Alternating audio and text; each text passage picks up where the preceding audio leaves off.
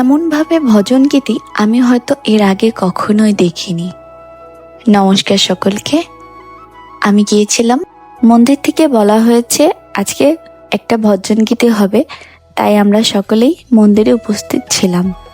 সেইখানে দেখি বিভিন্ন রকমের ঠাকুরের গান, তারপর গীতা পাঠ এবং ভজন গীতির আয়োজন ছিল এবং শেষে করা হয়েছিল আরতি। এই যে দেখছেন, এইভাবেই আরতি করা হয়েছিল।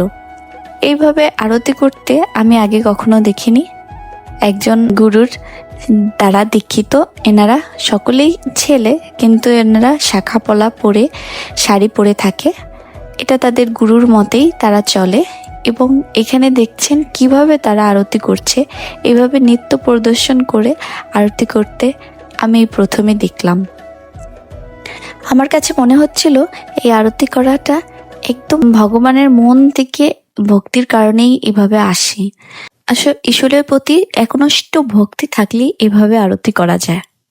এত ভালো লাগছিল আরতিটা দেখে, মনে হচ্ছিল এটা যদি আবার দেখতে পারতাম। তাই কিছুটা ভিডিও রেকর্ডিং করে রেখেছিলাম, আপনাদের সাথে শেয়ার করলাম। দেখুন কিভাবে তারা মন দিয়ে ঈশ্বরের প্রার্থনা করছে। আপনাদের দেখেও অবশ্যই ভালো লাগবে। আমাদের খুবই ভালো লেগেছে।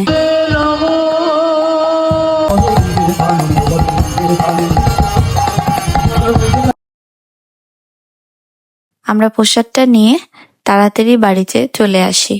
সো ভিডিওটা এই পর্যন্তই। ভালো থাকবেন। নমস্কার।